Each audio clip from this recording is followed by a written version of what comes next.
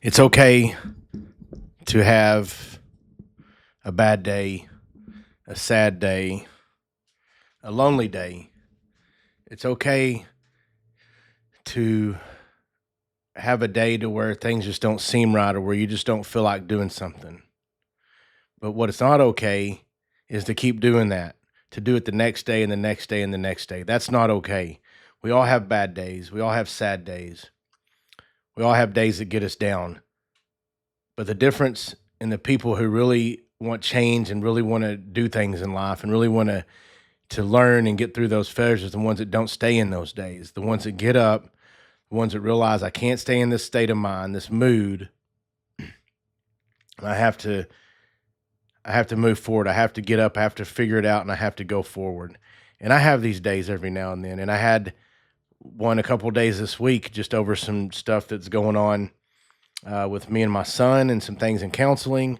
And it was just a sad day. I'm still a little bit sad today about it and a little bit down about it, but it didn't keep me down. Monday, I don't think I brushed my teeth till like 2 o'clock. Didn't make my bed till like 2 o'clock. Sit on my computer looking at stuff to redo my bathroom the whole day. And I never do that. I'm always up early brushing my teeth. My bed's one of the first things I do. And I was just down a little bit. Yesterday, the same thing, just a little bit down.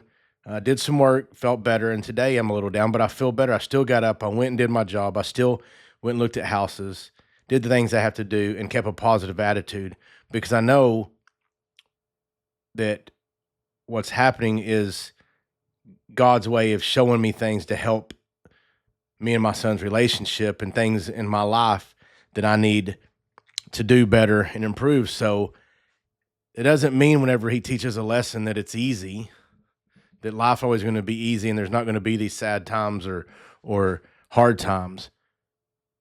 That's the way life is, but we don't have to stay there. We don't have to continue to live in that sadness or that hard time or that sorrow. We have to get up, we have to move, we have to do the things that move the needle in life. So you don't have permission to stay in that state, but you have permission to have a day or two of that. It's just the way life is. And the easiest way to get out of that is to get up and move around, to stay busy, to exercise, to walk, to talk to somebody, to not stay there trapped in your own thoughts about things you can't control that just continue to put you in that spiral. And that's how people get depressed. That's how people stay angry all the time because they stay in that state of mind and don't want to do anything about it. They think they just have to stay in that state of mind and feel that way about themselves. And they just keeps driving them in a spiral and they just spiral downward over and over. Constant rethinking of the things, the bad things and negative things, not the things that you're learning from it, not the ways that you can improve from it, not the things that God's teaching you, but oh, this is me, poor pitiful me. Oh, this is just the way it is, and I'm just going to stay in this state of mind. And that's how you end up in depression. That's how you end up being an angry person, and that's how you end up just not being flat ass, having that true joy in your heart, because you can still be sad and still have a bad day and still have true joy in your heart. I'm still so joyful that God gave me another day, that God is my savior. Like I'm so joyful for that. But I still am a little down from the lessons that I'm learning, for the things that I found out. And it happens to all of us. But some of us choose to get out of it, and some of us choose to feel sorry for ourselves and choose to stay in that state of mind. And that's when it becomes dangerous. That's when it becomes, will become a disease, will cause a disease, will cause a sickness, will cause you to die early and cause all kind of pain and inflammation and sickness in your body. So you have to move, you have to get up, you have to drive forward, you have to learn the lessons from whatever it is you're going through and understand that this isn't going to be the only time that you go through something, but this can be the last time you go through this, because you're going to learn from this lesson. And get up and have that true joy that God gave you another day. It's another chance, another opportunity that we get to learn from yesterday. We can't bring yesterday with us. We're not the master of the universe. And sitting there having that in your head and that spiraling sensation in your head and your body of all the things you can't control will not help it. It won't help it, and you'll just continue to spiral and continue to go downhill. So how do you cope with it? How do you deal with it? How do you force yourself to get up and exercise? How do you force yourself to go talk to somebody? How do you force yourself to move forward whenever you're sad, you're hurt, you're angry, or whatever is keeping you down? And it's simple, but it's definitely not easy, because you have to change your state of mind. You have to change the way you think. You have to catch your thoughts and realize they're just a thought. It's not who you are. The things that are going on is not who you are. It does not define you. Your habits define you. The present defines you, not yesterday. So you have to grab those thoughts, those feelings, and realize that it's not you, that it's just a lesson learned. That's the first thing. You have to, I'm trying to think of the word.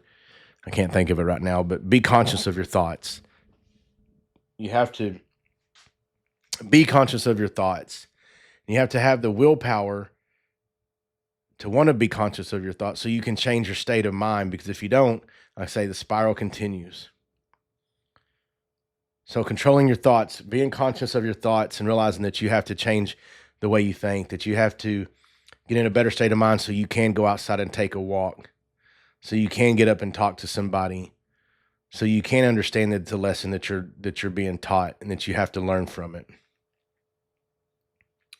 And then once you realize that your thoughts don't control you, that you control your thoughts, then you can start focusing on the physical part of it, the physical getting up. Like, okay, I know this isn't going to do me no good. I know this really sucks and I'm sad and the news I got isn't the best news, but how can I learn from this? How can I understand that this is a lesson? And how can I move so I can keep my body moving, my brain moving, my heart pumping, so I can start dealing with this and get over the hump, so I can start concentrating on the plan, concentrating on the lesson, instead of just the feeling, the thought. I don't know if this makes sense to anyone or if I'm just mumbling, but something that's just been on me since this week with the things I'm going through. And I caught myself, I'm like, I know I feel sad. I'm okay. I'll get through this. I'll pack it all in and I'll figure out what it's going to do. And the more I look at it, it's a blessing, because it's going to help me and my son in our relationship. Otherwise, probably wouldn't help, because me and him have, I mean, it's just a different relationship since I raise him all the time. So either way, still a little sad about it, but at least I know there's a plan. At least I know what we're going to do, how we're going to help each other, how we're going to be able to move on in life, to cope with some certain things, and just be happier, to find peace between us, peace in our house. So although I'm sad, I'm happy that we're moving forward. And I got up today and I went and did jujitsu. I moved, I went and did the things I do, and I feel so much better. Still a little sad, but I still feel better, because I physically moved. I physically understand that me sitting here, I can't keep thinking about the things, and neither can you. You can't keep thinking about the things that's dragging you down. Change your thoughts, control your thought, grab your thoughts, be conscious of your thoughts. Understand thinking about them. Like I always say, worrying's like a rocking chair. It gives you something to do, but you can't get nowhere. Knowing that your thoughts aren't who you are, your habits are who you are, the present is who you are, and that you have to get up, you have to move, you have to talk, and you have to push forward, and you have to learn whatever lesson it is God's trying to teach you. So get out there and do that. Find that joy, that true joy inside of you, the true peace inside of you. Move forward. Know that God's teaching you a lesson. Knowing that we're allowed to have a day or two of these sad, bad, angry days, but we're not allowed to keep pushing, to keep doing it one day after another, and spiraling into that depression. And know that God loves you. Know that He's teaching you a lesson. Please share this if you know anybody needs to hear it. Please like, share, subscribe to all my social media. Please give me comments. Let me know what you think if you listen to this all the way to the end. Remember, change the way you think so you can change your lives. And we'll talk to y'all later.